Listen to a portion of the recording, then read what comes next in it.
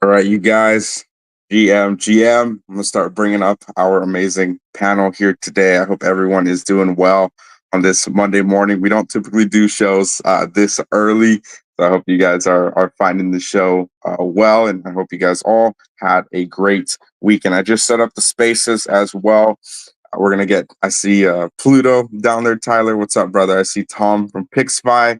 And then we're going to bring Brady up here shortly as well. So we're going to run this one for about an hour. If any of you guys have to drop off at any point, that is totally fine. I do appreciate and respect you guys' time as well. All three of you are here. So we're just gonna jump into things. What I would like to do once I bring you guys up is to actually sorry, give me 1 second. I need to actually update the banner here. We are live on X and YouTube. So if you guys are not familiar with the show already, we are currently live streaming on X and YouTube. All of our shows are recorded as well. So if you missed any of our shows this far, make sure to go back and listen to our show. So we have Brady, Tyler, and Tom coming up here from their respective platforms. So what I'd like to do to kick things off here, let me just take the graphic off so we can see your amazing faces here.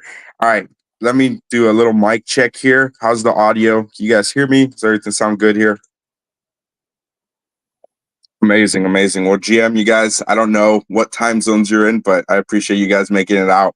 It's 7 a.m. for me, so hopefully it's not too early for you guys. Tom, I know you got to get some caffeine. I remember you mentioned that, so hopefully it's not too early for you guys. How are you guys doing? I'd love to kick it off with maybe this is the first time some people in Hedera are hearing from each one of you. Maybe this is the first time they're familiar with Hedera. So I'd love to hear maybe a 30-second, maybe a minute or so, just maybe who each one of you are, maybe a little bit about what platform you're working on, and maybe why you're in Hedera as well. So I'm going to kick it just on the top right of my screen. I see Tyler here first. I see co-founder of Hashpack. Tyler, I'll kick it to you, brother. How you doing? I'm doing well. How are you, man? I'm doing great. Can't wait for this episode, brother. Well, let's hear a little bit about you and your platform. Yeah, sure. So, I'm Tyler, also known as Pluto in the ecosystem. I'm the CTO of Hashpack, one of the wallets on Hedera. We've been operating for a number of years at this point, that's the quick and dirty intro. Awesome, brother. Well, appreciate you coming on the show here today. If you guys are not familiar, Tyler, absolute legend in our ecosystem, co-founder of Hashpack. Brady, you're at the bottom left of my screen here. I hope you're doing well. I'm going to kick it to you, brother. Awesome. Yeah, thanks so much for having me. My name is Brady Gentile. I'm the co-founder and CEO of Bonzo Finance Labs. We're a development shop that's contributing to the development of Bonzo Finance, which is an open source, non-custodial lending protocol that's based on Aave and adapted to Hedera's EVM and native token service. And then previously to Bonzo Finance, I was working at the Swirlds Labs / Hashgraph Association and Hedera for about 5.5 years, and then decided to jump into helping build and support the ecosystem. Awesome, brother. Well, I appreciate your time coming up here today. And Tom, I'm going to kick it to you, brother. Hey, thanks for having me. So I'm Tom Bega. I'm the co-founder and CEO of Pix Labs. The product that we're building is called Pixpy. Basically, Pixpy is a multi-chain NFT marketplace aggregator, and we'll also start rolling out in 2025. We'll start rolling out some NFT DeFi tools similar to what Brady has, but it will not be. It won't be token pairs. It'll be token NFT pairs that will you'll be able to do NFT rentals. You'll be able to do NFT lending and other types of other types of products that exist in the NFT fi space. Awesome, brother. Well, I appreciate you coming up here today. And of course, with Bonzo Finance here with Brady, shout out to Pixpy as well. And of course, Hashpack for joining us here today with amazing founders. So the goal ultimately of this bi-weekly call, I'd like to start doing them every other Monday, is to ultimately rally the Hedera community around the most pressing conversations in order to push meaningful change and transparency in our ecosystem. I do believe there's quite a few content creators just asking the right questions. There's a lot of amazing people, founders in this ecosystem, Tyler, Brady, Tom, and the list goes on and on. I see you guys continuing to ask the right questions. You guys are having the right dialogues. And I think being able to bring more of you guys together, having these conversations and give your honest take is going to be really key for this ecosystem, because we need people, not just Bertha as the giraffe to look up to, but we ultimately need leaders in this ecosystem, and ultimately people are already looking up to you guys, but even more so having these conversations, I think it's going to really move the needle. So that's ultimately that's the goal. I do want these calls to be as jam-packed as possible with alpha, and of course just realistic dialogue. If there's conversations that need to be had, then let's try our best to have them. So Brady, I did send you the questions, and moving forward, if you guys ever want the questions ahead of time, that's totally fine. I like to just kind of fire them from the hip and let you guys know where my mind is at as well. So if we go and look at, so I'm gonna share my screen a few times here through the show, and if you guys ever want to share your screen, maybe prove a point, you kind of want to take the mic for a little bit, just let me know. That's totally fine. So I'm gonna just throw up here the give me 1 second. I'm going to throw up the Hedera transaction. So as we can all see here, Hedera sitting at, let's see, so 54 TPS. Last night it was at 78 TPS, and it's kind of perfect timing for the show this morning as well. So essentially, sounds like Atma, some people were talking about Atma needing to be popped back up, right? That kind of conversation has been thrown around. So about 73 TPS here. Let me throw the H graph. Nope, not that one. The Chain Inspect app dashboard. So you can see Hedera is actually, let me scroll down. I think last night it was at 3 or 4. So currently it's at number 5, sitting at 76.24 transactions a second, right? So we look at it, max TPS, you can see max theoretical and so on. So council governance, all that kind of stuff. So typically, the TPS is one of the main metrics that is highlighted in our ecosystem. And I'm assuming Tom and Tyler, you both read Brady's article that was published about 3 weeks ago. And in that article, it was really kind of touching on one of the biggest metrics, if not the only metric that I've even seen personally, is TPS. That's typically focused on, typically highlighted in our ecosystem. But when we look at 78, 50 to 70 something TPS when Atma is essentially turned off, I'm really curious, because clearly this is going to be something that affects revenue in our ecosystem. So here's my question, and any of you can answer it, and if you can jump on the anyone else's answer, that's totally fine. But the first question, I really want to kick the show off here, and I know most of the HBAR community is really trying to rack their brains around, like, what is the state of Hedera? What does Hedera have to show other than these TPS metrics, and then TPS metrics after Atma essentially runs out of HBAR, or maybe they start buying it themselves? But at the current state, and for this state of the union, what does Hedera have to show than just TPS metrics? And I'll kick it to you guys. Yeah, I can comment on the drop in TPS. I think what we've seen historically is at the end of every quarter, there is a bit of a drop in TPS. I actually don't know what drives that in particular. It is certainly Atma. And if you look historically at the end of each quarter, those drop and then come back online. And in many cases, come back online larger than they were previously. Well, I mean, so I can explain it. I can explain it for you, Brady. Essentially, in any large enterprise, at the end of the quarter, you're basically taking all your financial snapshots, right? And so, typically what'll happen is, our standard ERP systems, whether it's SAP or Oracle, actually my company has both, you'll basically shut them down for 24 hours. So that basically finance can do all the auditing, and then you can start back up again. So that's just typical. And so my guess is that they're probably just using these transactions that they're generating. They probably have them also they're probably also being mirrored in their ERP systems as well. Yeah, that makes sense. And then backloading them after Correct. that it goes, That's right. Yeah. Which explains the increase right after. Yes, exactly. Gotcha. Well, I appreciate the explanation here. Pluto, I'm not sure if you want to jump in on that. If not, I'm going to jump on the current TPS and just kind of where that comes from as well. Yeah, I was just gonna say, even what was it, like 70 TPS there? Like that's relatively still pretty Yeah. good.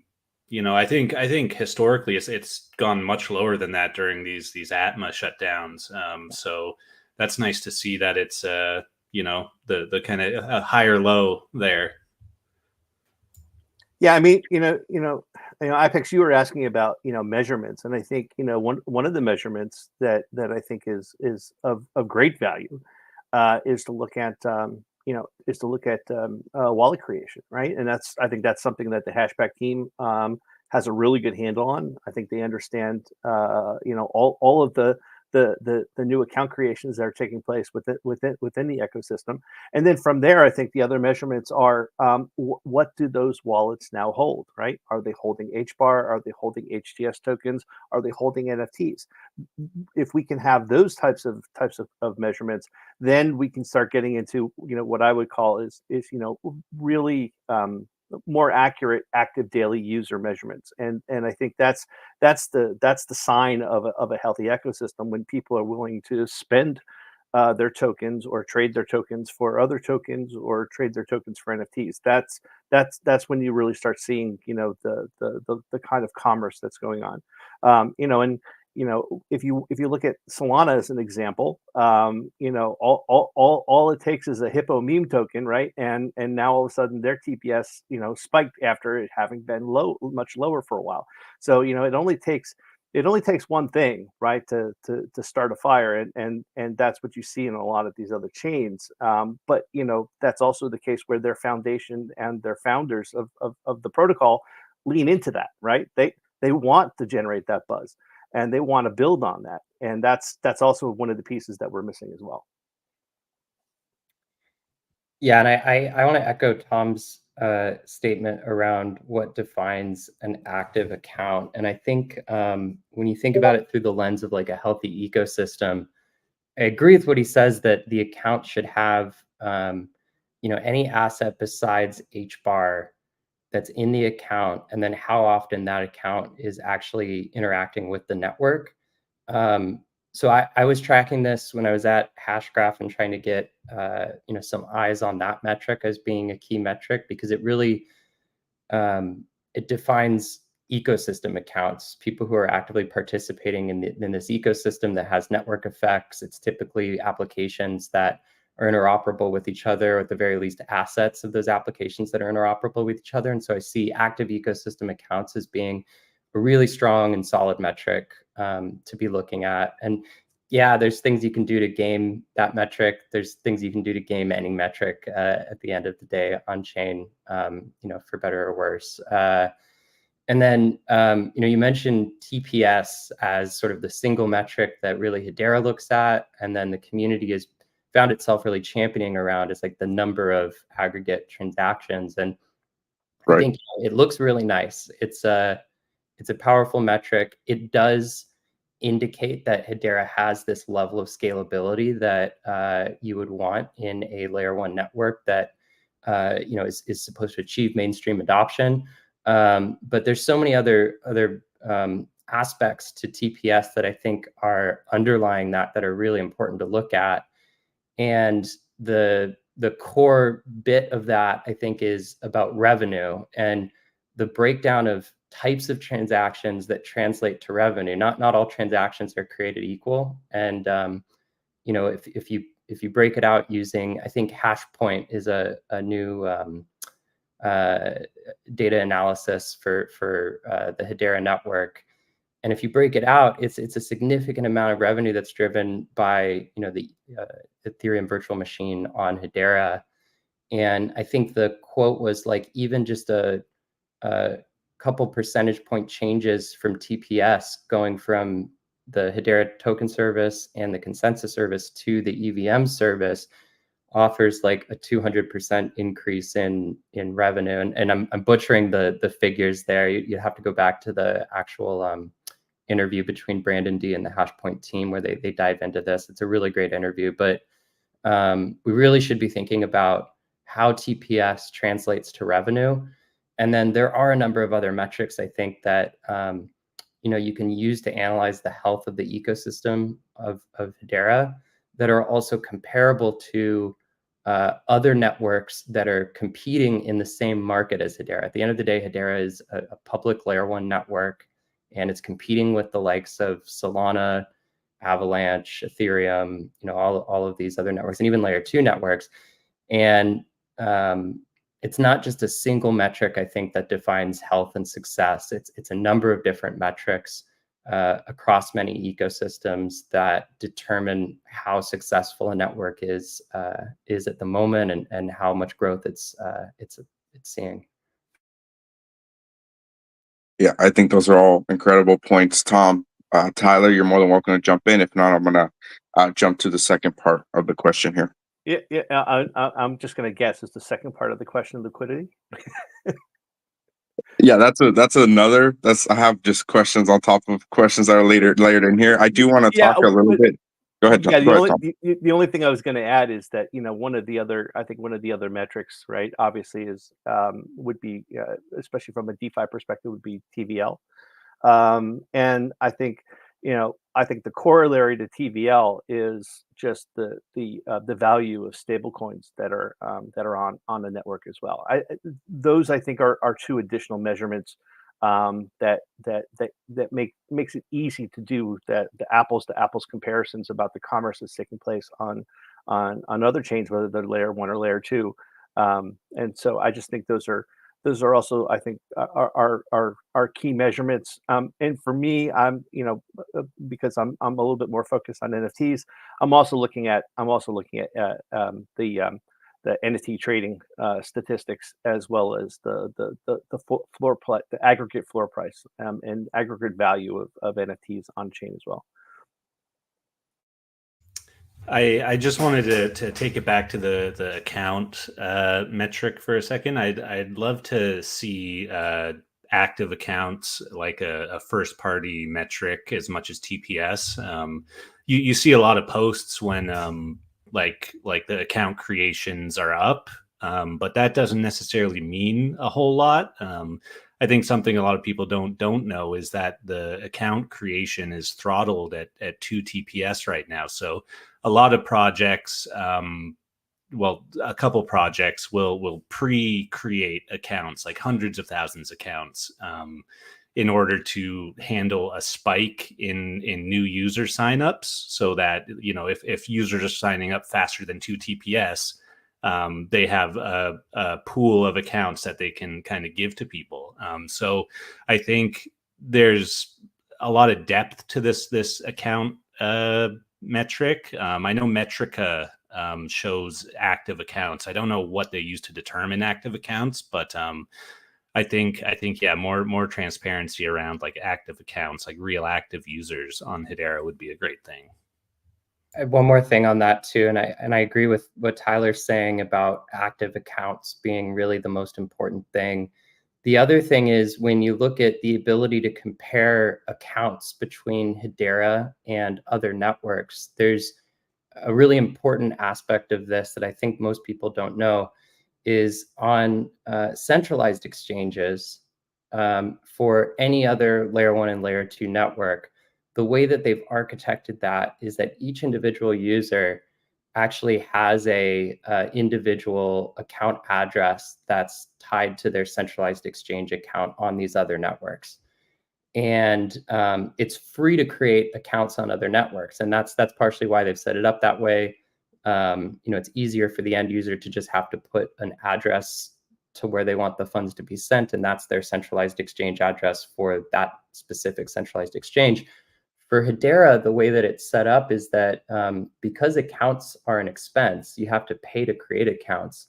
The exchange has created an omnibus account. So every centralized exchange has a single account, And when you send funds to your Hedera account on that centralized exchange, what you're doing is actually sending it to the same account as everybody else and including a memo so that it knows where to route the funds on the back end of the centralized exchange. And so it's almost Hedera has an unfair disadvantage when it comes to that account metric, because centralized exchanges aren't creating individual accounts for users the way they are on every other network, which kind of gives even more reason, I think, to be looking at active ecosystem accounts as kind of like the marquee account-related metric.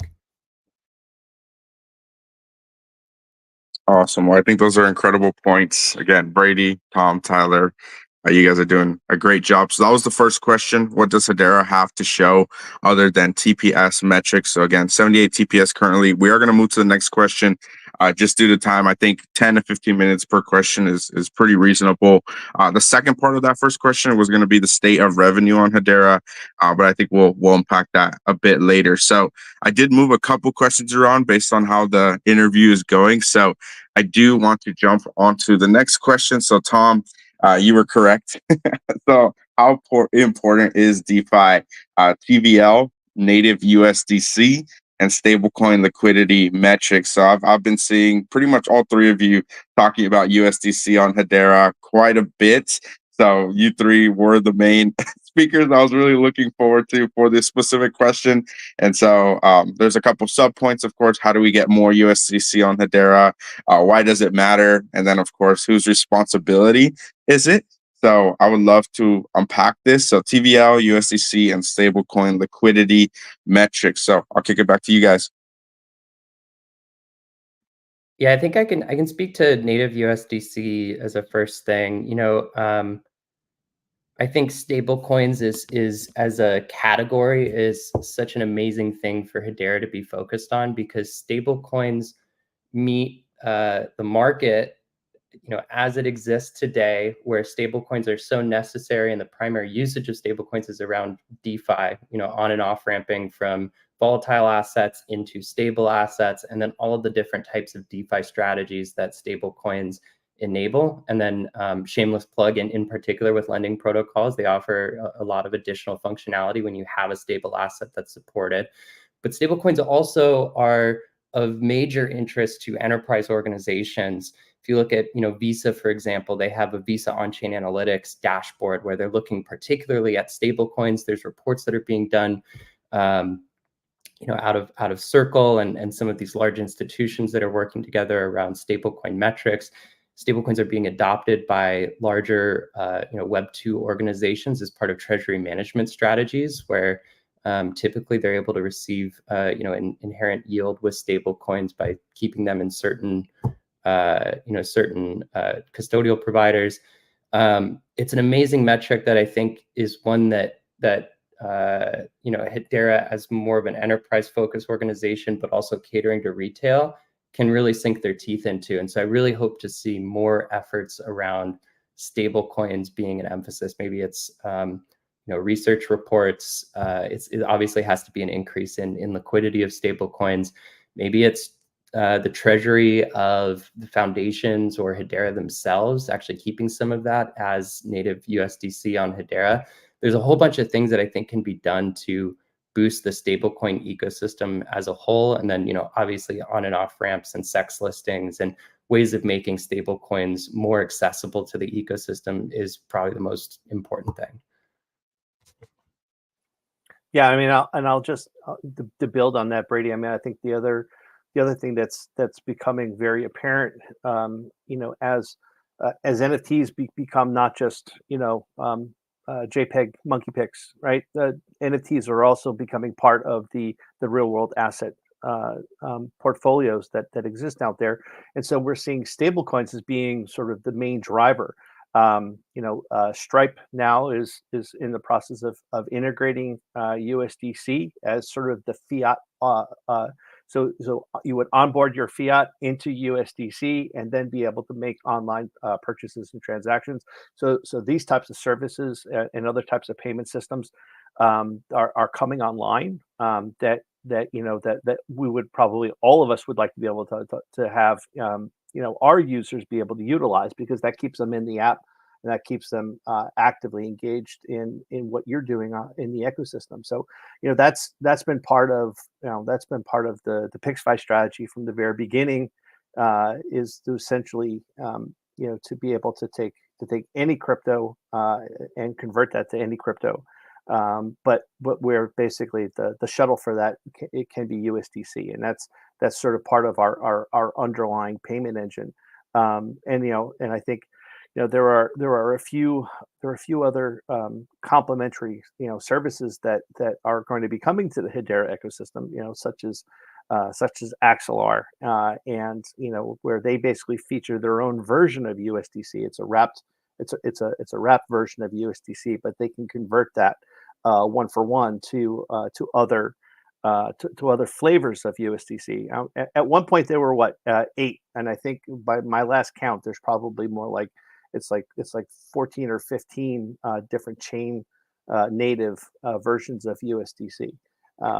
And so I think that's I know there's a lot of people who want to see Hedera USDC listed on centralized exchanges and so forth. But I think with what Circle's doing with their with the CCTP and their mint products, I think what's going to happen is there'll be one version of USDC that'll remain on centralized exchanges, and unfortunately, that's probably going to be ERC20 native Ethereum, and then basically everything would basically be convert back to that. So from an off ramp perspective, it would whatever you have would get converted into that, and then shuttled out into fiat to your associated accounts.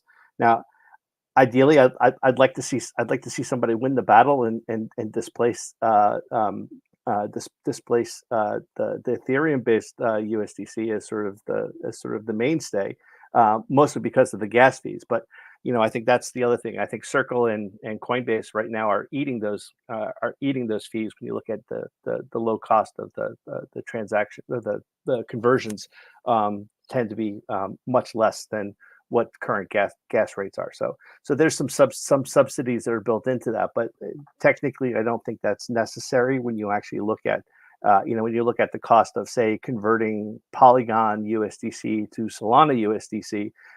It costs about a penny and a half for any size, any number of dollars that you want to convert. So I think these are just some different elements that sort of exist in this space. In terms of who's responsible for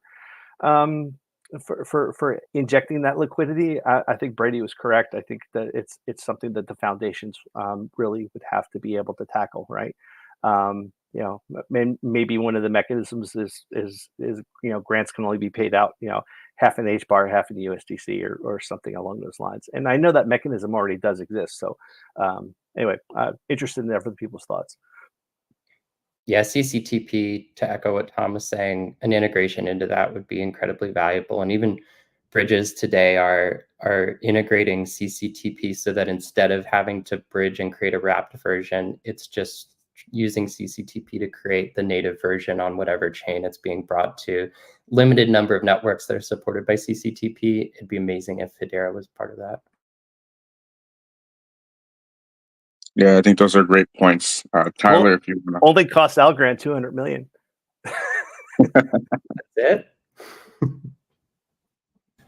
Yeah, I think, I'm not going to pretend to be like an economist, but more stable coins, the better, more TVL, the better, in general.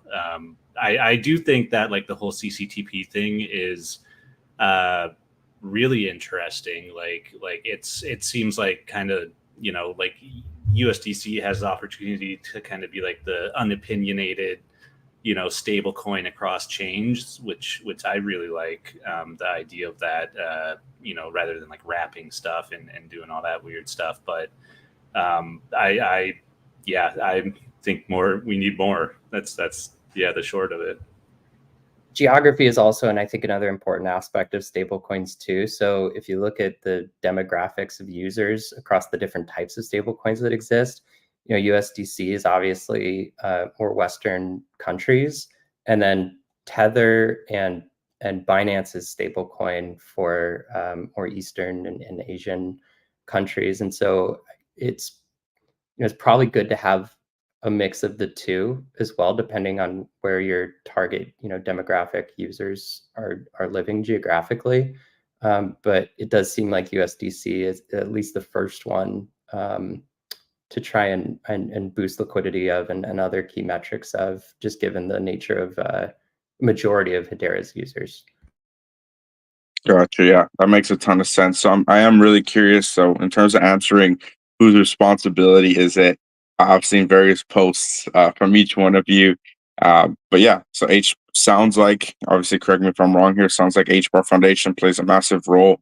What would be kind of a logical next step for the HBAR community here? Are we rallying together, tagging the foundation? Are we sending links? I saw Pluto. Oh my gosh, I forgot which post exactly it was, but they had oh my gosh, I'm blanking right now on which post it was. But Pluto, I'm pretty sure you remember. It was the barking game one. Yeah, yeah. And they signed up for something, and then you said, "Why don't we sign up on the USDC circle or something?" So I was laughing. So I said, "We gotta talk about it." So I'm curious what you guys think, just logically, and for everyone listening too, because we do have a pretty passionate community here that really does want to rally, wants to do something, wants to make some impact. And I think the frustration really comes from, and the vocalization of that really comes from like feeling powerless sometimes, and to be able to have some amazing leaders like yourselves. I'm curious what you guys think on that.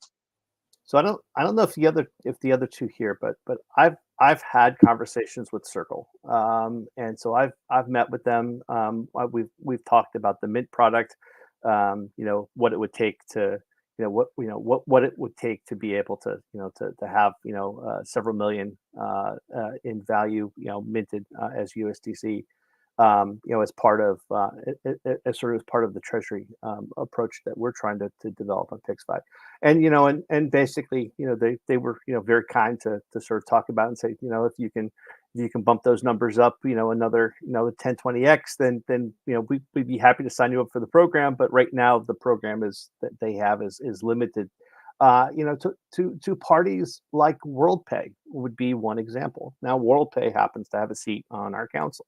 And so, there one mechanism that does exist would be WorldPay be able to be able to do an assist into the community, whether it was we could even crowdsource a community drive, right, where people basically wanted to people basically wanted to have X amount of their dollars basically minted into Hedera USDC. That could be one community wide activity that could happen. If you have a party that has their hands on the minting tools. Alternatively, and I know Tyler, I can see him thinking now, figuring out how do we hook up our bank accounts to our hashback. But the alternatively, I think it's the traditional way you would do that is you would need to have the Hedera and the governing council allocate a portion of the existing treasury. That would then basically be transferred to one of the foundations, and then one of the foundations would then work with Circle to basically have half of that minted into USDC, and the other half would actually have to be the counterbalance of HBAR. And then you would do what normally happens when people list a token on a centralized exchange. You'd get a market maker that would basically manage that pool independently for you. So for people who have launched tokens and understand the value that market makers can bring by being able to inject and withdraw liquidity to make sure that there's very little friction on the flow of those assets across the exchange in question. So that basically becomes sort of that pathway. So it's not like everybody should just gang up on the HBAR Foundation, for example, because they need the actions of the council to say, no, we want to create an additional 100 million in stablecoin liquidity on Hedera. The council would have to take an action, right? And at current HBAR price, that would be a significant chunk of the remaining. What are we down to? 13 billion tokens left in the treasury. So that would require an act of the council, and then they would have to basically entrust that one of the foundations would handle that in an appropriate way. And ideally, I would love to have WorldPay involved in that process in some way, shape, or form, because that would also, I think, in many ways, demonstrate to the broader community just how actively engaged then a council member was to make sure that we got that project over the goal line.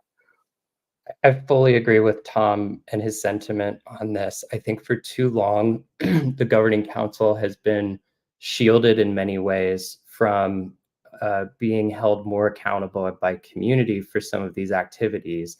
It's very easy to target HBAR Foundation for certain things, but arguably even they are beholden to decision-making by the governing council, who are positioned as supposed to be experts in the space. And it's, I think, really important that they're doing things and making decisions and strategizing around what is going to help ensure Hedera's success as a layer one network that's competing in the market that it's competing in. And I do sense that that is shifting a little bit, where folks are acknowledging, hey, yeah, why maybe isn't the governing council making certain decisions that are a bit more strategic related to this market that they're competing in? So I'd love to see, a great example. WorldPay could be one that helps support this type of initiative. BitGo is another really good one in terms of, who custodies maybe that USDC. BitGo is an amazing, potential service provider for that type of activity for council members. So there's a lot more that I think can and should be done on that front. Awesome. Yeah. Oh man. Yeah, those are great answers, Tyler. I don't know if you want to jump in. If not, I'm going to jump to the next question. I just agree with both of these guys. Yeah, it's it's partially kind of everyone's responsibility at the end of the day, right? To ensure the network's successful and healthy. So yeah. I mean, just think of it this way: if we all take $100 and we get 100,000 people on Hedera to do that, we basically double the amount of USDC that currently exists on the network. Right? It's that simple. But we don't have that mechanism to have that minted, with the exception of, say, going through a MoonPay, which would be, from a fee perspective, but that's going to be about an 8% hit, I think. So, so you wouldn't quite add 10 million. You'd only add something like 92. So I mean, I think that's one of the aspects I think that's critical, is that in order for people to be able to then to take fiat and to have it converted into USDC, what they would like is they'd like to have that same 0.15% rate that they get on Coinbase for buying USDC. That's now, Tyler, I think you'll probably bring up there at one point, I guess the foundation did have sort of a low fee period of time, but I don't think that was really marketed well, and it was also done at a time that the community sentiment was not at its best. So yeah, I do think that's a good point to mention, is that there are like mechanisms for getting new USDC onto the chain through MoonPay. I don't know really of any other mechanisms that like a retail user could use to kind of like get fresh USDC onto the network. But yeah, MoonPay is one, but yeah, the fees are high. There was zero fee promotion there for a while, but yeah, it wasn't a huge success. But yeah. I'm actually sharing my screen here. I don't know if you're able to bring that up. Not financial advice in any way, but I think it's worth looking at with regards to the APRs associated on Saucer Swap. When you search for USDC, significantly high APRs for some of these, for just supplying USDC as an asset, obviously paired with other assets, but sometimes even just paired with the wrapped version of itself. that indicates to me that I think it's very difficult to get accessibility of USDC on the Hedera network with these APYs being so large. Yeah, I think you guys have made all great points. So the final point here is why, just for the common DGen, let's just say, no offense, if you're a DGen here, why does it matter? Like when I started hearing about this, I was trying to figure out. I keep hearing people say, even if you make a bag and you're selling at the end of the bull run, whatever, if that's your goal here, unless you're building and you're doing your thing and you're saying, hey, I'm going to try to cash out this H bar. How am I going to do it? And then some people are saying, hey, it's not possible to actually do it. And a bunch of people start getting really concerned. And so does that have anything to do with it? Is there a completely different reason as to why USD matters on Hedera? Clearly, Brady, as you just showed, the APYs are high, and that's indicative of the current state of USDC on Hedera. So I'm curious, why does it actually matter? I think you guys have done a great job answering whose responsibility is, and then of course, how do we add more? But why does it matter? So one reason I think is what you just mentioned, which is, you can exit out of volatile assets in the ecosystem today into USDC up to a certain amount of liquidity. It's based on how much USDC liquidity actually exists. But then you can't do anything with regards to sending that to your bank, sending that to a centralized exchange to be able to exit into cash, or the on-off ramp aspect of it is really really critical. The other thing is, with more liquidity and utilization of USDC and stable assets, I think it's an indicator of DeFi activity. If people are fully utilizing DeFi and there's a significant number of users and those users grow and trading volume grows, people are going to be going in and out of USDC as part of their various strategies. And so the greater liquidity of USDC and the more activity of USDC is in my mind an indication of a healthy DeFi ecosystem that's growing. So I see those two things as important. Just as a note, I believe you can off ramp USDC on Hedera through Banksa. I think I've heard good and bad things about that flow, but jurisdiction kind of matters there. But yeah, I believe it is possible to off ramp that stuff.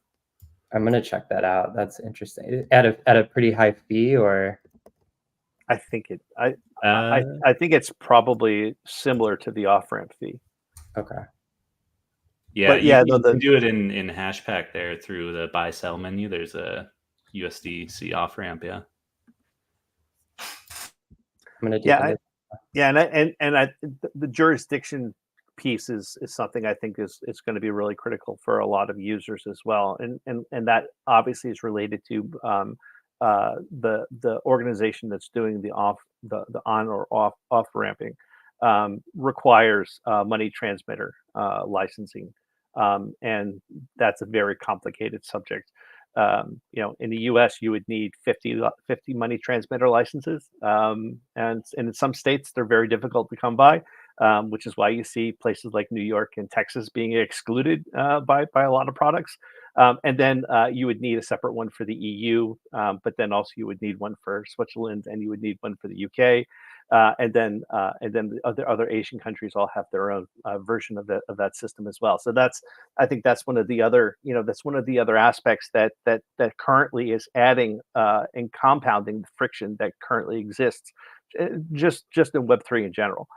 So these are, but in our case, it's even more frictiony, if that's a word, because just because of the relatively small size of our network. I am looking at it right now. It only has euros, Canadian dollars, and Australian dollars available for off ramp. So I was just looking at that too.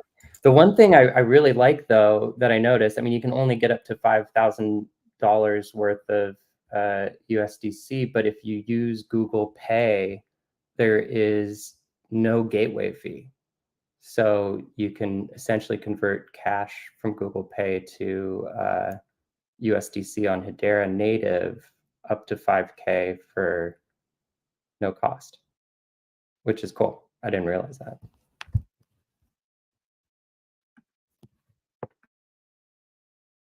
Awesome. Well, I appreciate the dialogue here. I'm looking through the next questions, looking at time. So I did just get word that our interviewee, he has a meeting that just came up last minute, so he's not going to be able to be interviewed.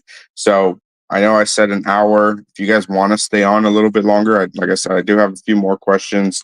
If not, we'll probably stick to this one question if we do reach the hour mark in the next 15 minutes. So you guys just let me know if you have more time. We could run for a little bit after. If not, we'll do a hard stop in the next 15 minutes. So Tom, Tyler, Brady, you can let me know right now. Do you have a little bit extra time, or is the hour a hard stop for you guys? I've got a hard stop at the top of the hour. Perfect. Okay. I can stick around for a bit. Yeah, I can give you about another 10, 15. Perfect. Okay. So I'm just looking through the next questions. I'm trying to decide which one I want to hear from the most out of all three of you guys. So give me 1 second here. I'll let you guys decide, actually. So one's going to have to do with native staking. If I know you guys, a lot of you guys really want to touch on some of these questions. So native staking is going to be one of the topics. So here's the other one. This is the one I was thinking of jumping in. It kind of has to do with Brady's article. Is Hedera too decentralized? I think that's another topic that we could really unpack. And then, of course, the last one would be enterprises. Do they only use retail facing use cases? So something like a Hashpack, something like Bonzo and so on. Do they really bridge off of use cases, or are they actually building on their own? So of those three, since we're going to have Brady for the next 15 minutes, which of those three sound like you guys would like to unpack first? I'm open for any of them. They're all really good ones. I have thoughts on all of them, honestly. Awesome. Go ahead, pick one you want to start with, Brady. Yeah, we can start with like the staking rate. Okay. This is another good one that Hashpoint has dove into with regards to the metrics that it aggregates in its dashboard, showing the sort of inflows and outflows of the 800 account for staking. The percentage is very low relative to other networks. There's one saving grace, though, that, like, at least in my mind, strategically, I think is a positive thing, and it's around Stader Labs liquid staking. With liquid staking rates through Stader Labs being as high as they are, they're sitting at around 5% or so. Yes, there's obviously smart contract and token risk associated with participating in that activity, but I think it is a good thing in the sense that if you want to earn an APY on dormant HBAR, you do so through Stader Labs, and in order to do so, you have to become a DeFi ecosystem participant. You have to have a what we're defining as an active account. And if you can introduce more and more people to earning their APY by participating in liquid staking, I do think that there's a significant amount of benefit that's had by the ecosystem because it does invite more and more people in to join.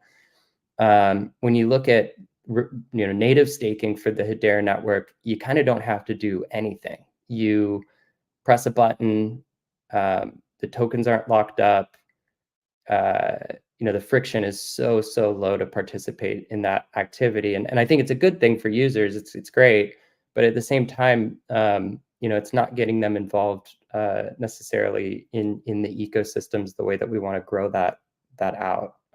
So that's kind of my overall thoughts on that. It could be higher for the native staking, but I think there's a lot of benefits to doing it the way that it's sort of currently being done. It's such an interesting topic because it feels like everyone has like a vastly different opinion on it, and kind of what it means. Like you said, like I agree with the idea that, like, yeah, low staking kind of makes people branch out, right, and take part in other things. But then there's the opinion that, like, it doesn't attract people to the chain because it's so low. It's almost insulting, right? And like, yeah, there's so much to it. I think one of the big things that people don't really understand is how the staking even works. What's the percent right now? Like 0.1 or something. Maybe lower.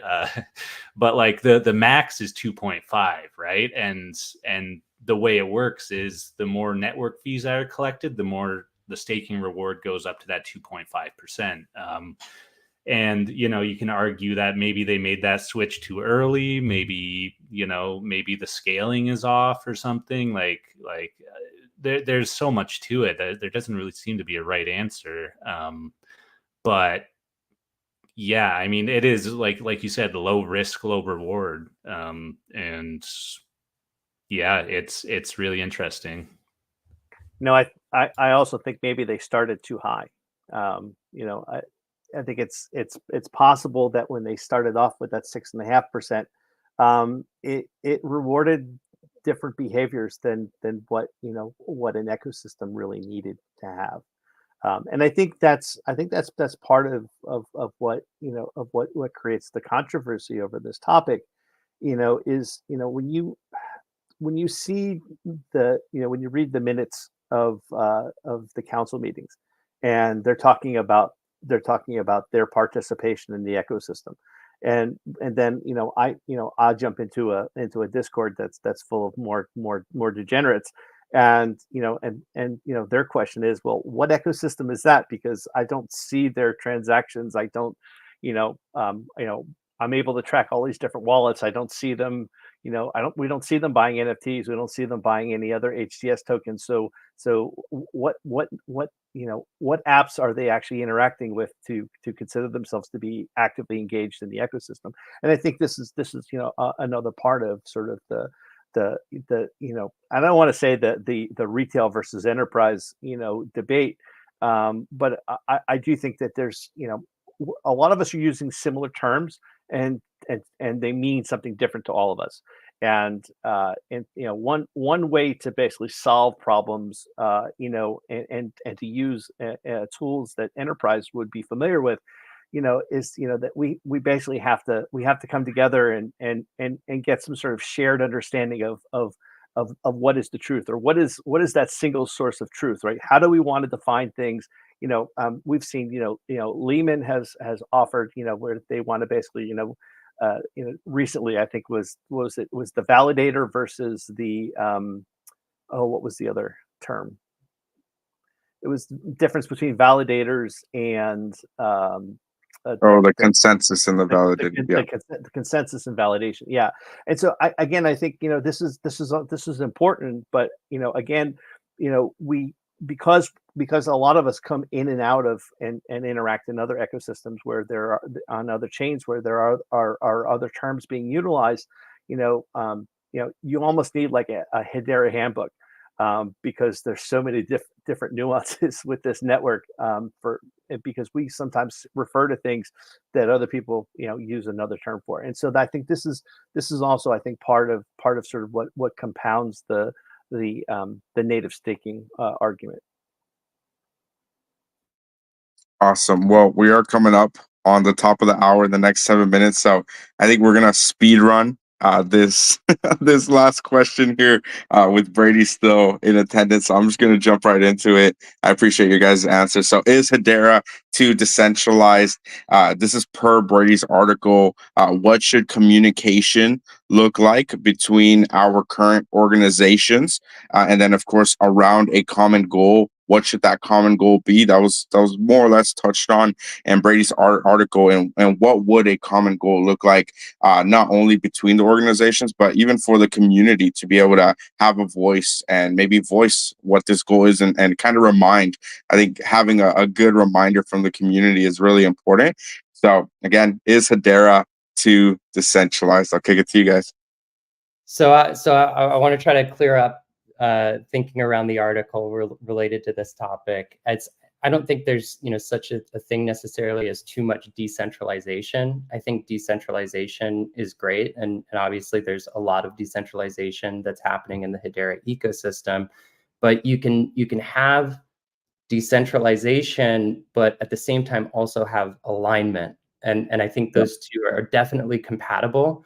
And obviously, even in decentralized ecosystems, there are clear leaders that emerge as part of that. You look at maybe Ethereum, and Vitalik is kind of plays that role in many cases, alongside Ethereum Foundation. But I think what I was really trying to get to the heart of is that the Hedera organization itself should very clearly define what it is that they are tracking and what it is that they're trying to go after. What does success actually look like?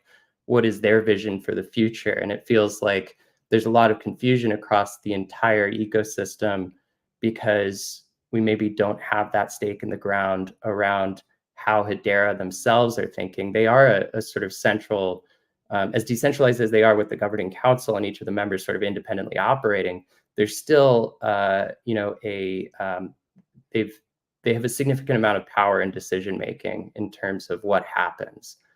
They've got foundation budgets that they manage for grants. They've got marketing budget. They're setting the staking rewards. It would be inaccurate to say that they don't have a significant amount of power and should be accountable for how they're thinking strategically about the direction of things. And so to summarize, decentralization is a good thing, and you can have decentralization with alignment. But what you can't have is fragmentation, which I think is everyone independently defining what success looks like and not really being aligned to an overarching view of success that's set by some leadership. And so that's maybe more of an articulated way of explaining what I was thinking. Yeah, I love it. Tom, so I'll kick it to you, brother. Yeah, so I mean, the other thing they control obviously is the different transaction costs, right? So the schedule fee for what transactions cost. So and I think your point on alignment, Brady, I think is spot on, and that's good because you're using a term that people in an enterprise are going to understand what that means. You need to be able to then have stakeholders from all the various aspects of or departments, for example, of a business come together, and one of the first things a large organization does when you have multi-departmental stakeholders is you create an operating charter. And that charter, it becomes then sort of the roadmap, the definition for how everything is going to function. Now, what we do know is internally, the council does have a charter. And for each of the committees that the council creates, they also have charters. And so it would be very interesting, I think, in terms of just being able to be able to clear up the air. I think in terms of a lot of different users confusion is let's roll that up, sort of, as part of like an annual report, right? So, the state of the hash graph, as presented by the president and chairman of Hedera, and because we can see from the minutes, and if you read the minutes month by month, you can kind of sort of get a sense of where each committee is operating, but you really don't understand what their boundaries are. You don't really understand what are sort of the key things that they're trying to solve. And it's not, and we'd also, I think more importantly, we don't understand the priority. What is the most important thing?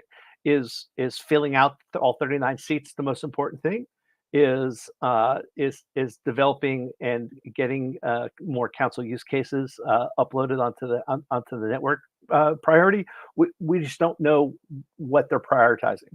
And I think the community would like to have a voice in sort of setting some of these priorities in the network, because there are things that we've needed for the longest time that it's taken us much longer to get. If I was doing a comparison of the services, just the infrastructure services that were able to be deployed on a network like SWE in 12 months, and I compare what Hedera was able to do in 12 months, it's a very stark contrast in terms of a handful of services versus multiples of dozens, upwards of 100. And so I think this is something else that we also need to address and to understand, because at least in my mind, if I'm an enterprise and I'm a large company, like a Hitachi or a Dell, and I'm thinking about building into the Web3 space, all of those core things in infrastructure are something that everyone's going to need. Everyone's going to need JSON RPC services. They're going to need mirror node services. They're going to need wallets, right? They're going to need certain types of DeFi smart contracts. Now, whether or not they're something like Bonzo or something that's more like a TradFi version of Bonzo, but all of these things are going to be needed. And I think that's part of the alignment that we really need to achieve. Awesome, brother. Well, I appreciate your explanations. Brady, I know you got to cut off here, so I'm going to kick it to you. But I just want to say I appreciate your time and all your contributions to the show here today, brother.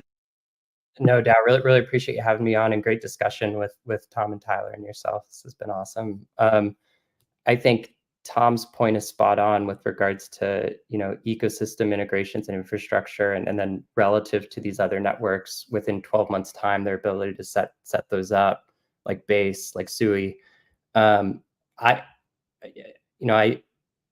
strongly believe that part of it is a lack of education with regards to the current members of the governing council. So you don't know what you don't know, and if you don't understand deeply what is happening across the Web3 space and the ecosystem and how it's evolving, and you're only focused on what the state of the market is going to look like in 10 years with enterprises, I think you're not going to be thinking about it in the right way strategically about what it is that we need today in order to be part of the innovation and evolution that's taking place in the market to get to that state in 5-10 years that enterprises are collapsing into the standards and able to deploy, and regulatory situations are figured out. And so my biggest thing is I think we need more mature Web3 companies that are on the governing council, that are living day to day in this space and actually understand the market, where it is, and then where the market's headed, because they are going to be the most informed and the best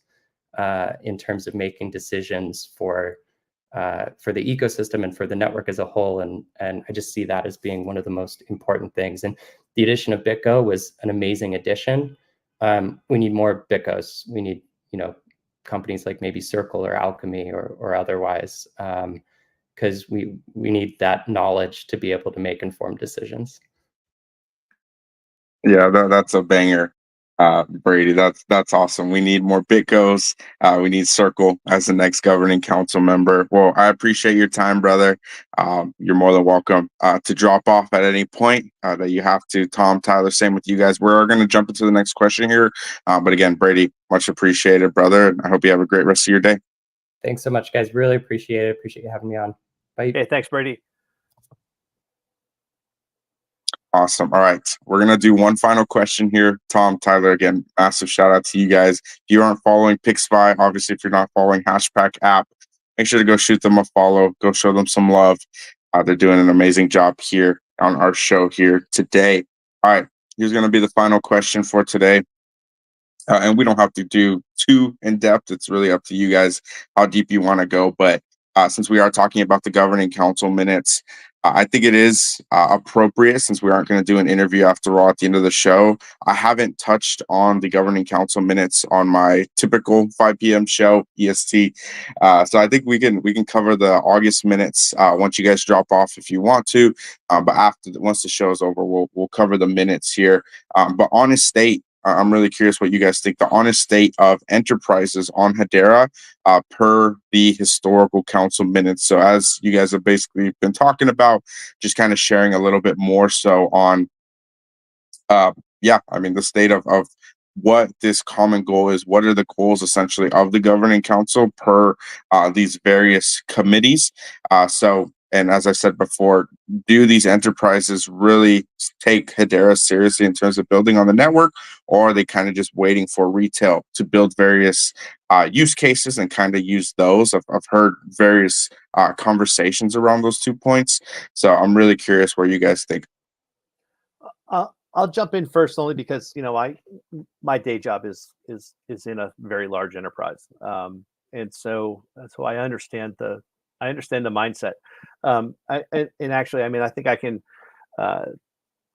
actually bridge both of those types of ecosystems, if you will, right? The enterprise focused version or the retail focused version. But I think when you look at the council minutes, I think one of the things that you'll see is that the people who are participating and the companies that are attending regularly, that those individuals are really, they care about the health of the network. I mean, they're making sure that certain things are being accomplished, and certain names really sort of stand out.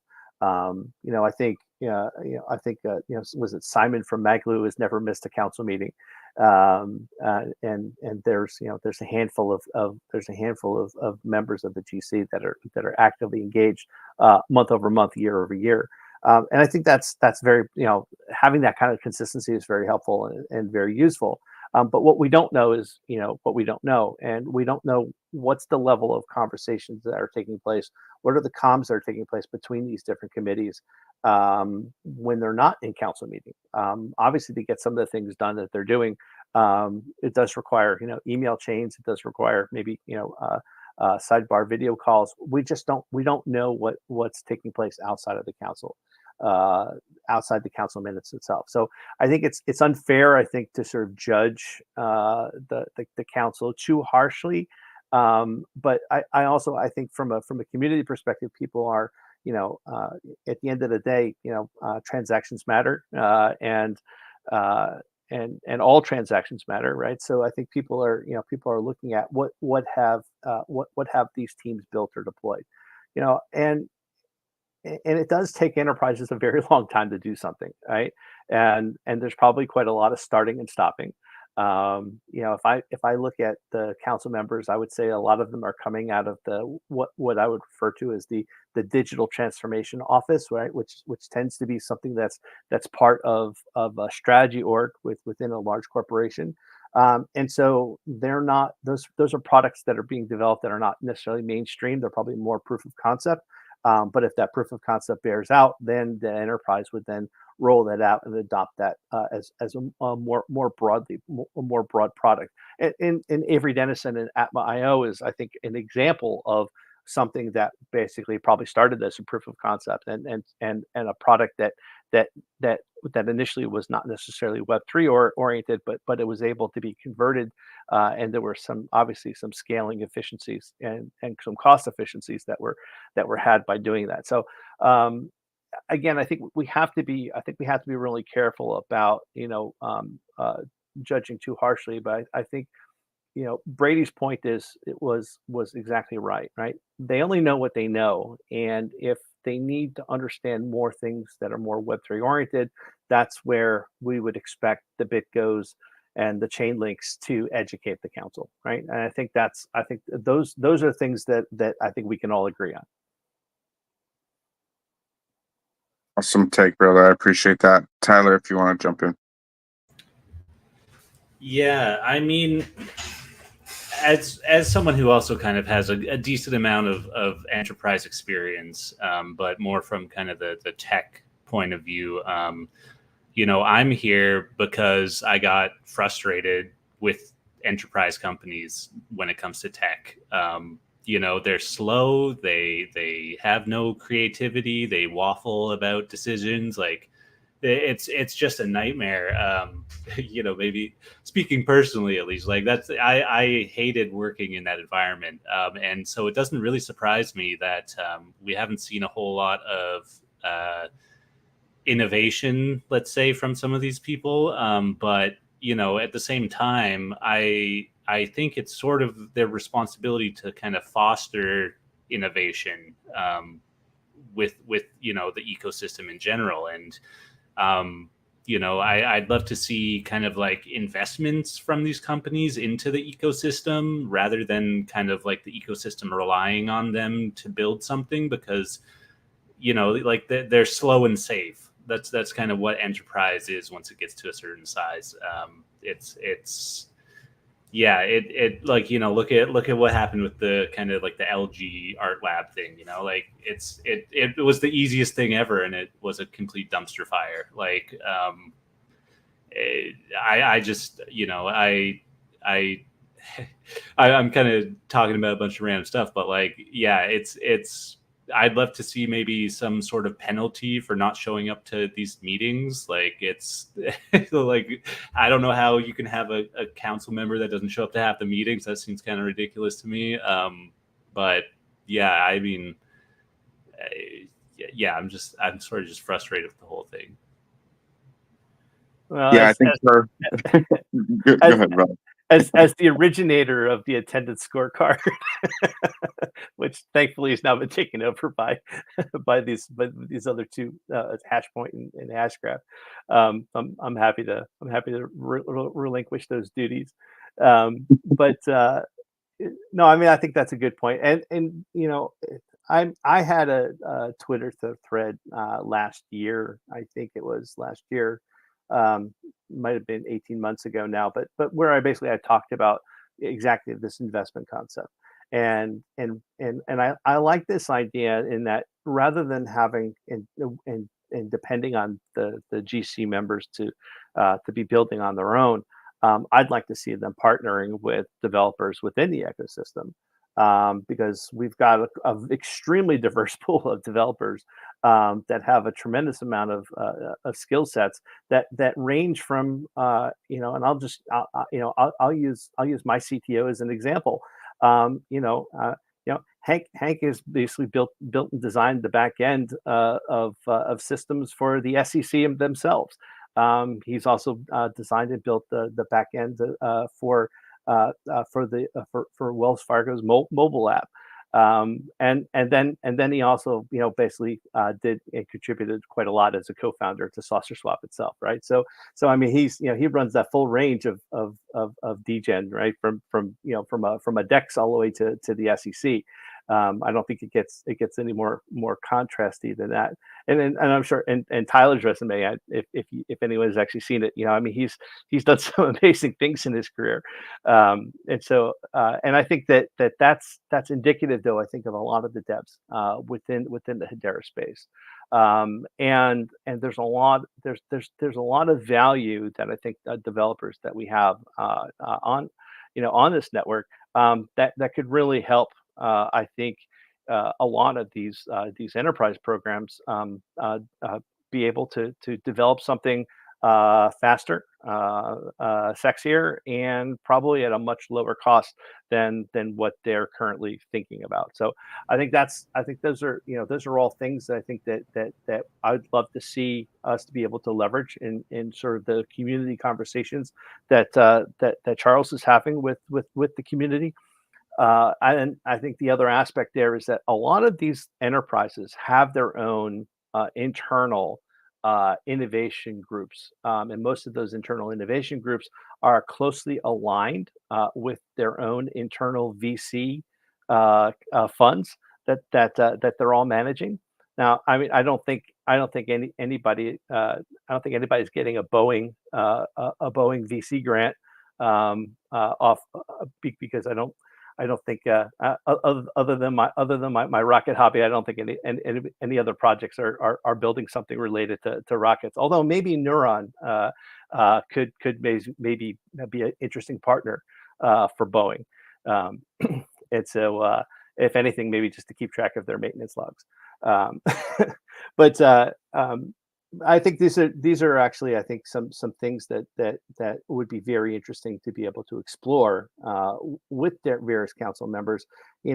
Are there projects, or is there types of infrastructure that's currently being developed by devs in the network that would be a good fit for for that company's innovation programs. And we've never really had those conversations. We've never really had that dialogue, and I think it's overdue. Interesting kind of addition to that. Maybe part of it is that building on Hedera is like different than other chains, right? So maybe a lot of these companies kind of have like Web3 developers that are experienced on other chains, and like they hit sort of a wall when it comes to trying to build on Hedera or something. I don't know, but it is strange to me that you don't kind of see more stuff being built by these companies. So yeah, I don't know. Yeah, and Tyler, it could be that they have, but it's all done in internal testing. It's never anything that's become public facing. I mean, one thing I think we all understand about enterprise is that nothing launches before it's time, and if that means you push off a launch date by 12 months because you want to get things absolutely perfect, because you can't afford to have that embarrassment, because that will hit your bottom line and that will turn off your investors. And at the end of the day, enterprises are beholden to their investors. And I think that's it's a little bit different than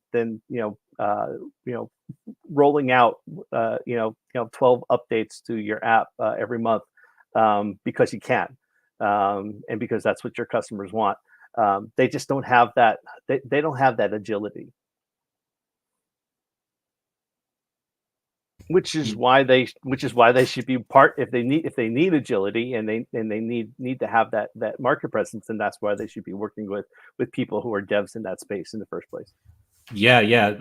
Multiple of the places I worked with, it would take 2 months from like a update being complete to it actually releasing, having to go through all these processes. Like it's insane the kind of like processes these places have, for good reason. Like it is like for a reason, but a lot of people don't look at it, and just don't know that that's kind of how this stuff operates. And basically it's tech, right? I mean, generally speaking, tech startups have always been able to outrun their more mature counterparts, and it's for exactly these reasons. And as a business becomes more and more mature, you start getting more systems that then basically start to have an impact on your ability to be agile. I think that's probably one of the, it's I guess maybe that's a good problem to have, right? So let's say at some point Hashpack has more accounts on it than MetaMask. I'm pretty sure your update schedule would be very similar to what MetaMask update schedule is once you get to that level of scale, because your organization would have to be that much bigger to be able to support that product, and make sure that you're supporting all of those customers as capably as you can. And so, I mean, like I said, in some cases these are good problems to have, but when you're the council member for what is and let's be honest, Hedera is a startup. When you are a council member for a startup, you need to have some more agility in terms of being able to meet the ecosystem and the growing community where they are. It's not just, as Brady said, it's not just about the 10 years down the road. We also need to think about where do we need to be in 6 months. And I think I think that's one of the greatest positive effects that I've seen from a hire of someone like Charles Adkins, because Charles had come from a more traditional finance background, but then had spent time at Polygon. He had spent time at Aptos during their startup phases, and so I think he has a really good sense of what those things are. And so I'm also hoping that in addition to BitGo, trying to coach the council along, I'm hoping that Charles' leadership is also having a similar impact as that as well. Awesome. Yeah. Incredible points all around. The honest state of enterprises is Hedera to decentralized, Hedera's native staking, the importance of DeFi, TVL, USD, stablecoin liquidity, and what does Hedera offer aside from and in addition to amazing TPS metrics. Tom, Tyler, and Brady, massive shout out to all of you guys. Make sure to go shoot a follow to Pix5, Bonzo Finance, and Hashpack app, of course. Tom and Tyler, if you want to kind of give a few words a little bit about what you guys are working on, maybe just a little shill. I did say that you guys are more than welcome to talk about it if you want to. I do believe that a conversation like this regularly every couple weeks is definitely needed. And I think there's quite a few content creators already and leaders in the space already doing so. I'm just doing what I can to continue that. And encourage people to speak up, have a voice here on the retail side of things as well, and to be able to answer questions like these. I do believe it can and ultimately will move the needle. If Charles gets a hold of this kind of information, the HBAR Foundation, and people in the powers that be, essentially, to be able to effectuate change in our ecosystem. So, Tom, I'm going to kick it to you first. If you want to just kind of touch on a little bit about what you're doing at Pix5, and just kind of give maybe an action step for maybe people to follow your account. Sure. And jump in, brother. Yeah. So basically, Pix5 is in the process of we're in the process of actually trying to get a variety of different grants across different ecosystems. The NFT market kind of fell off a cliff, as everyone's sort of seen, and so we decided to basically slow down the launch schedule a little bit to better align with what's going on there. Now, currently, what's actually going on underneath the hood? A couple of things. Algorand and Aptos are the next two ecosystems that we're going to be integrating into our product. We're also going to be modifying our landing page to basically integrate the app and bring it forward for people to be able to use for free, just to start getting used to using the marketplace aggregator. So that's sort of the next big step there. And then in about 3 weeks, we'll be uploading some new marketing material. And as I indicated before, I have a hobby of high power rocketry, and we're going to be uploading some video that will be very Pix5 specific. Amazing, brother. Well, I appreciate you coming on the show here today, and make sure you guys follow. I believe it's at Pix5 Official. Obviously, you can correct me there, Tom. Yeah. At Pix5_official, or you can find me at Bega, my last name, at Bega Tom is my Twitter handle. But just follow IPEX, and you'll see my picture. Yes, awesome. Well, massive shout out to everyone that tuned in here today. Best way to support our show here as well. I haven't shared it just yet, but liking, retweeting, commenting if you're on YouTube, liking and subscribing, of course. But we're gonna start wrapping up here. Tyler, I'm gonna kick it to you, brother. Yeah. No, thanks for having me. This was a really good conversation, I think. I'm, in terms of the shilling, we're in the final stages of pack staking testing. It's looking really well. We want it to be kind of rock solid, right? Like it's something that we want to be really, really well done. So it's in the final stages of testing, looking really good. We've got kind of a lot of exciting things coming up. We've got kind of an unannounced, major feature that we're kind of working on here. That's looking really good, almost done as well. A lot of kind of partnerships that I wish I could drop the names of, but I cannot. It's so the next couple months are going to be really, really exciting. So keep an eye out on Hashpack. Twitter is at Hashpack app. I'm Pluto_Hashpack on Twitter. Thanks for having me, IPEX.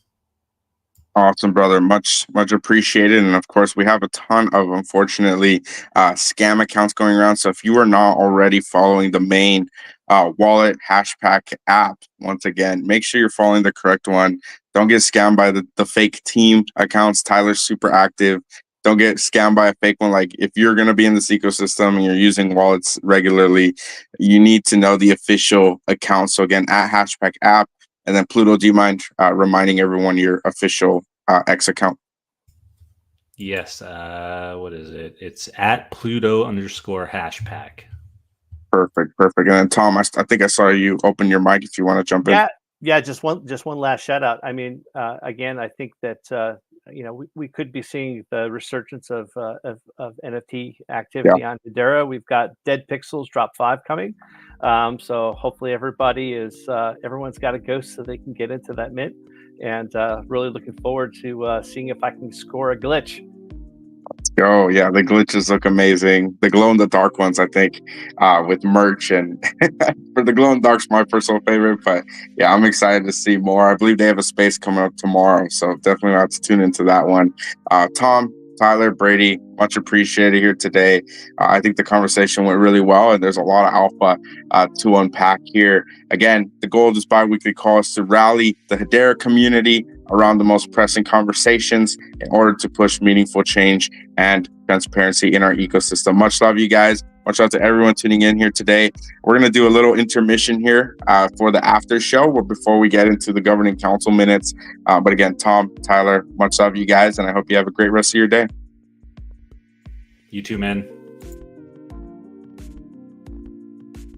All right, you guys. So we are going to cover the governing council minutes here shortly. Before we do that, I will be right back. Give me about, I don't know, maybe 5 minutes or so or less. But with that, just hang out here for a little bit longer. And we're going to cover the governing council minutes for, I believe it's August, because they're about a month out. So I'll be right back, you guys.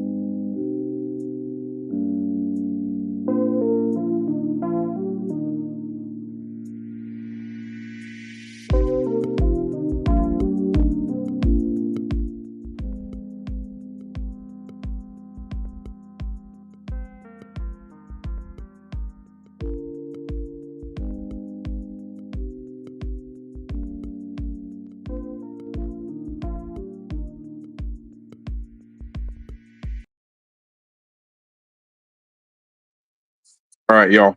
We are back. We're going to cover the governing council minutes, and then we are going to wrap up the show. I don't know how long it's going to take to cover them because I haven't perused them myself. I think it came out like 2 days ago. It was over the weekend, so I don't really check it over the weekend. Yeah, and I hope you guys all had a great weekend as well. We do normally host shows Mondays, as of right now, Mondays and Wednesdays, 5 p.m. EST. Place to be in Web3 here at the Web4 Roundtable, powered by Cosmonauts. Let me update the banner here since the State of the Union is officially over. If you found any value out of the alpha shared today, we had Brady on, we had Tom from Pixfy, and of course, Tyler Pluto from Hashpack, founder of Hashpack as well. Absolutely incredible conversation. I knew it was going to be a banger. I didn't think it'd be that as good, but man, that was absolutely incredible. So if you guys missed any of the show here before we do wrap up, all of our shows are recorded. So if you missed any of the alpha, make sure to go back and listen through it. And I'm hoping that this does continue to push meaningful change and transparency in our ecosystem to be able to enable and empower the retail community, give them a voice, give everyone a voice here. That's going to be, in my opinion, one of the biggest catalysts for reaching the top 10, essentially, maybe even top 5 for our ecosystem. But there's a lot of things that need to change. I do believe in some capacity, Hedera is too decentralized. We talked about that. What does it look like for enterprises, of course, to be building on Hedera? Should they be buying HBARs, right? How transparent do they have to be? Obviously, we're talking governing council minutes, native staking. We touched on that, right? Ideally, it's higher. USDC, how that's going to affect our ecosystem as well. The more that we have, that's super important. And then, of course, Hedera having more metrics to kind of focus on and highlight moving forward as a community, as leadership, right? To really rally around aside from only TPS. Those are going to be really crucial points, and we're definitely going to have to impact them further as we continue to go on. Again, best way to support the show, liking. If you're on YouTube, subscribing, leaving a comment. If you're jumping in on that HBARC, feel free to drop a HBAR comment if you like, if you found any value, retweeting. If you ever want to donate, you can see the account ID there as well. All right, we're going to get into the Hedera council minutes here, and then we are going to wrap up the show. So again, I don't know how much longer, maybe 10 to 15 minutes, maybe a little longer. We'll see. It just depends on how long it takes me to get through the council minutes here. I'm always looking forward to seeing these. So August 14th, so a little bit over a month ago. Looks like we had most of the governing council in attendance.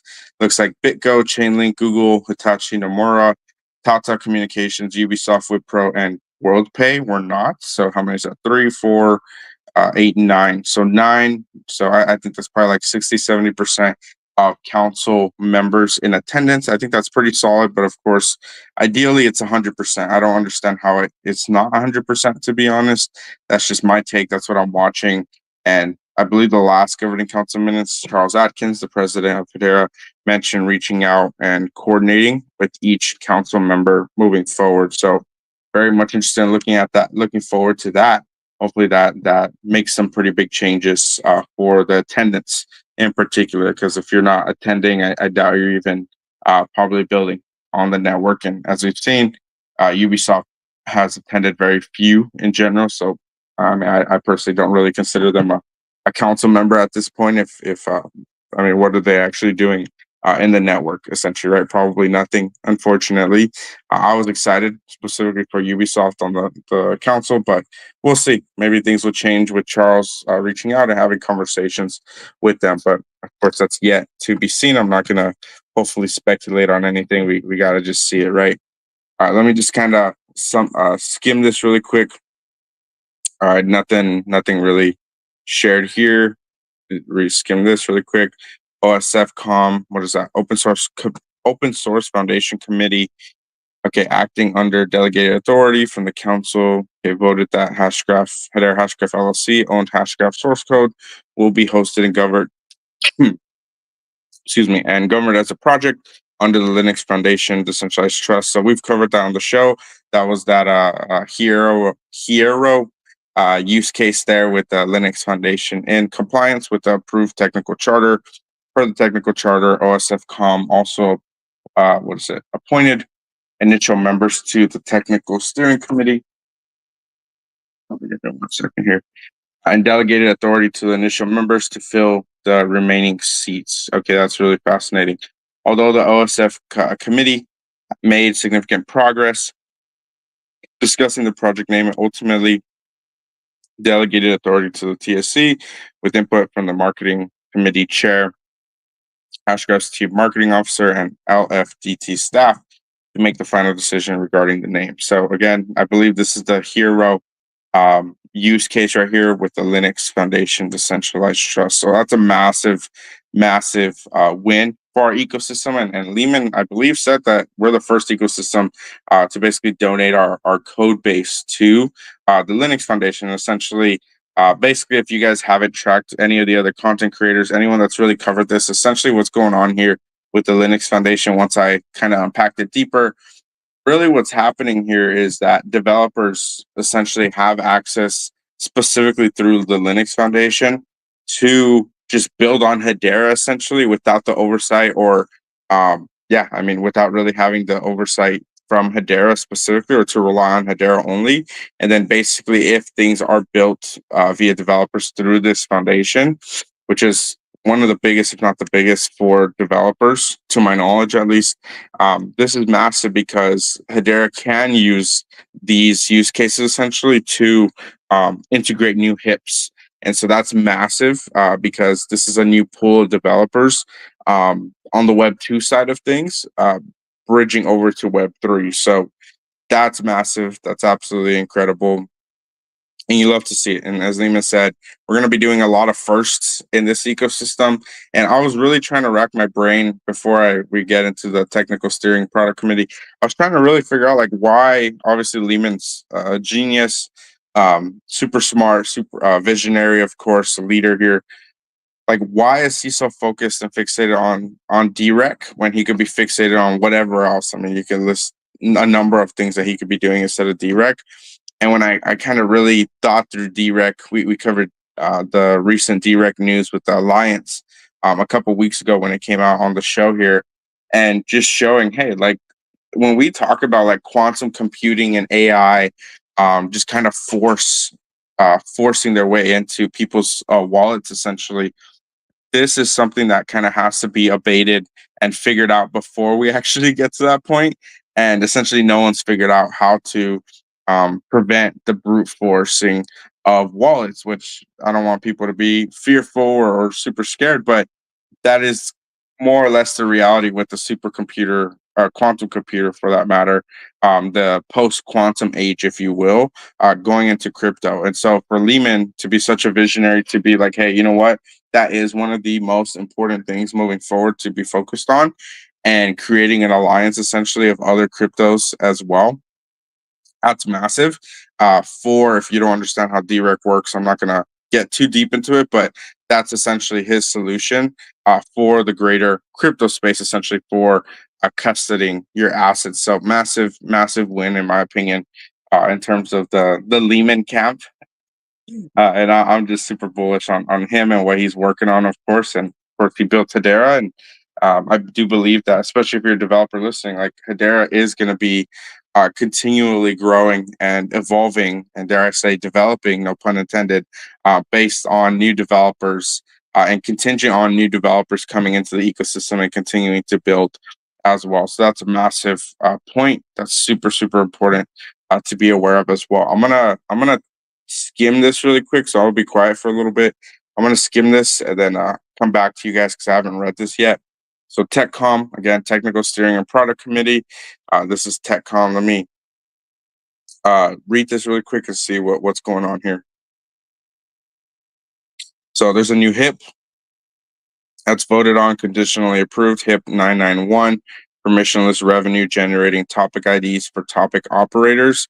That's super fascinating. And anyone working on, oh my gosh, what was it? HCS 20, I think it was, back in the beginning of, was that this year?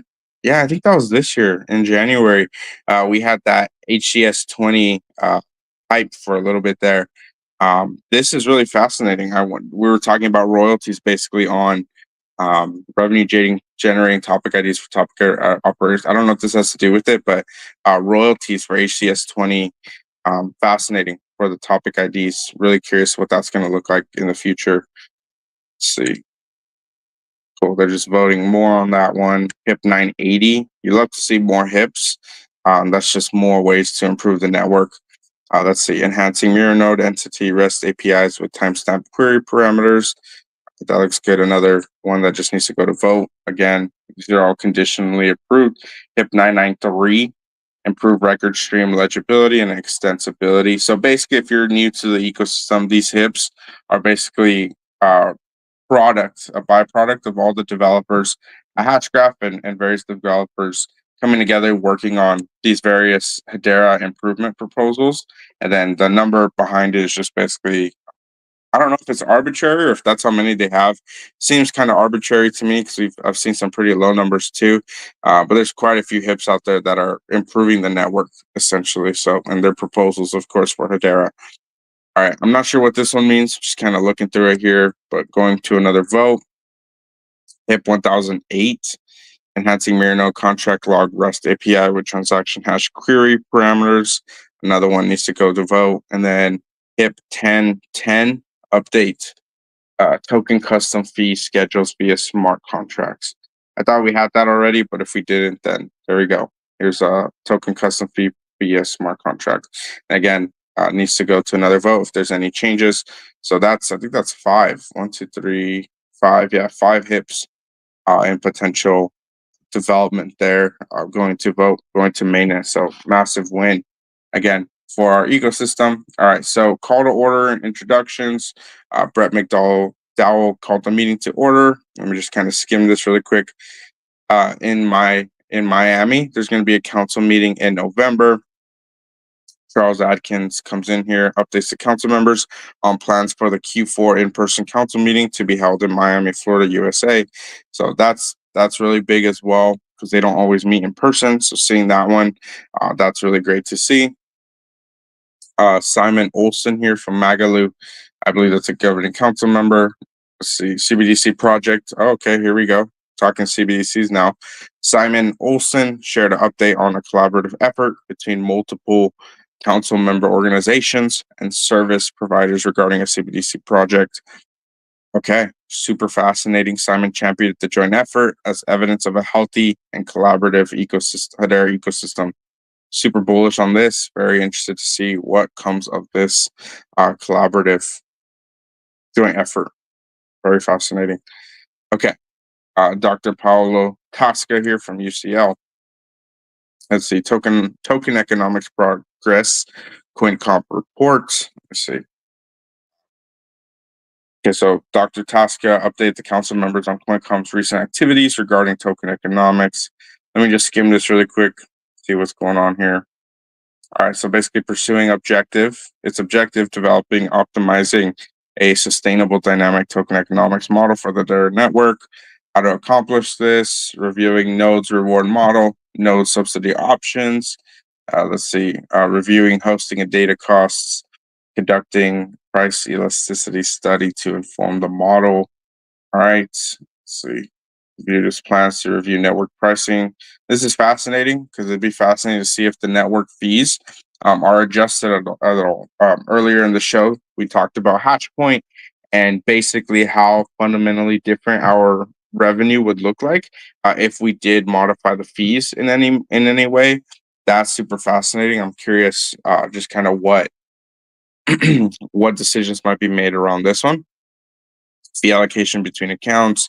CoinCom will continue to update the council on its progress against these objectives. So this is massive. This is one of the biggest updates on the governing council minutes that I've seen in a while. This is massive. Obviously, CBDC wise, that's massive as well. But in terms of just fundamentally adjusting the economics for the Hedera network, that could prove to be something really beneficial for our ecosystem as well. Let's see, industry regulation update. Let me just skim it really quick. All right, they're just updating their progress from 2024 objectives and regulatory updates around the world. Let me skim this one really quick. GovCom.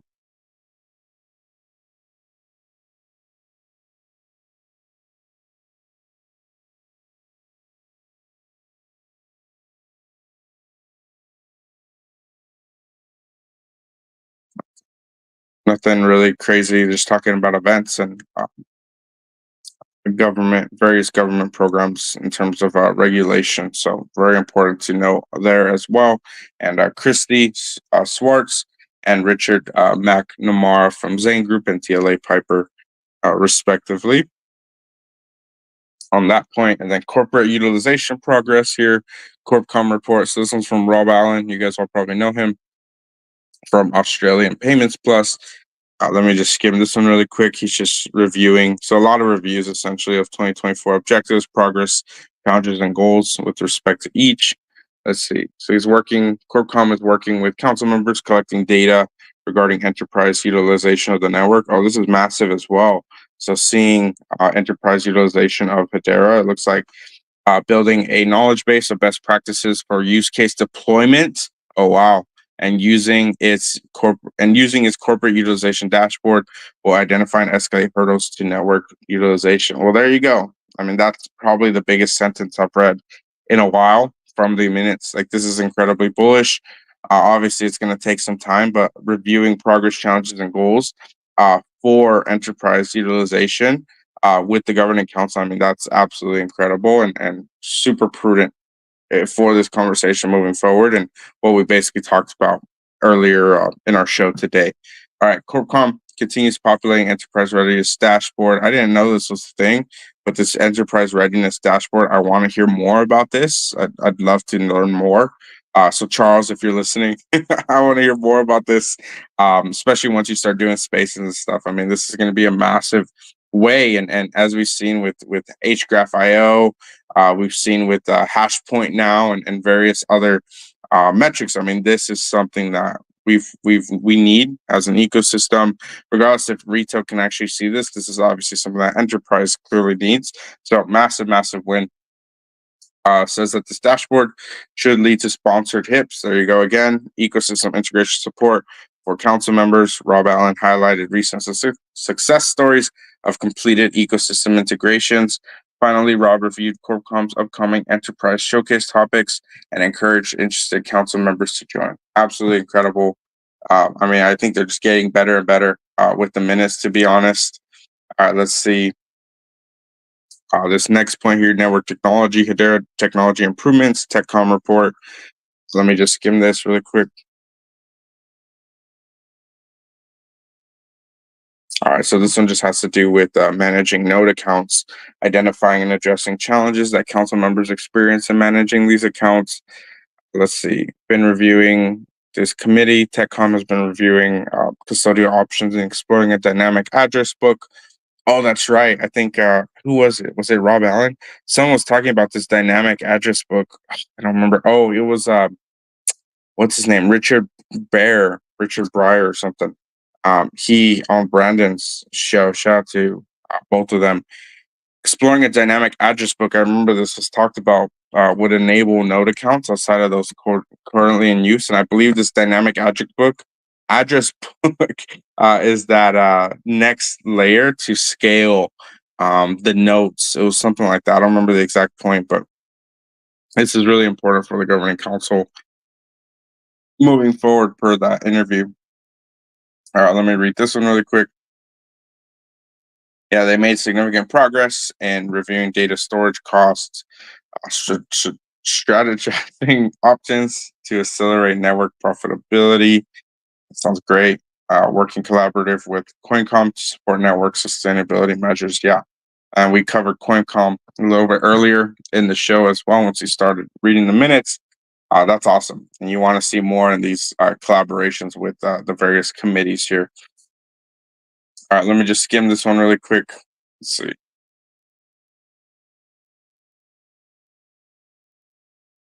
Okay, so we already touched on this one. This is the Linux Foundation Decentralized Trust. This is the Hero organization here. So it was just a Q&A for that. Let's see, network governance.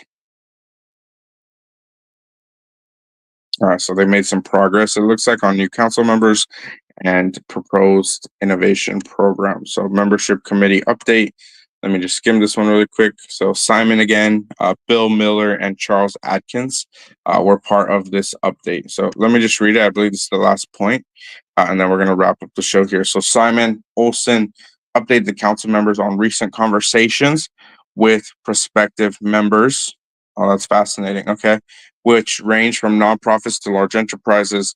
Simon acknowledged the challenges inherent in the enterprise approval process. However, he remains optimistic regarding the quality of the candidates interested in council membership. So I'll stop right there. Acknowledging challenges inherent in the enterprise approval process. I'm very curious what those actually are. So again, Charles, if you're listening, I'm really curious what these challenges inherent to the enterprise approval process is. Is there any way that we can do anything, obviously, as a community? And just hearing the transparency on that specifically could be a massive win for other enterprises and other companies wanting to come on board and be part of what Hedera is doing. And of course, Simon and Charles discuss MEMCOM's objective to explore ways in which interested companies, possibly individuals, can participate in and engage with council activities. MEMCOM will continue to update the council members as this initiative materializes. Well, and then the meeting is adjourned here after the executive session. Yeah, absolutely incredible. Super bullish on these minutes personally. Let me know what you guys think of the minutes in the comments in the live stream here. If you're on the X Spaces here, feel free to hit that button on the bottom right. Leave a comment if you enjoyed the space. Let me know what you guys think of the Hedera Council meeting minutes for August. I think things are heating up, honestly, in a good way for our ecosystem. I think it makes a lot of sense that these minutes are being updated in this way. We had the CBDC conversation, the Linux Foundation Decentralized Trust update as well, and just a ton of hips coming on board. Coming online here potentially very soon. CoinCom, TechCom, membership committee, and so on. I mean, there's so much going on here in the ecosystem. I can only imagine once things really start to pick up what it's going to look like here. Well, I appreciate everyone tuning in here today. Again, best way to support our show, feel free to leave a like, comment, retweet. If you're on YouTube, make sure to hit that subscribe button. It's that big red button. Let's discuss the TVL really quick on Hedera. It looks like 52 million. So in the last month, we've actually increased by almost 25%. We went all the way down to about 40 million. So of course, once things start to really heat up, we're going to see that TVL absolutely shoot up.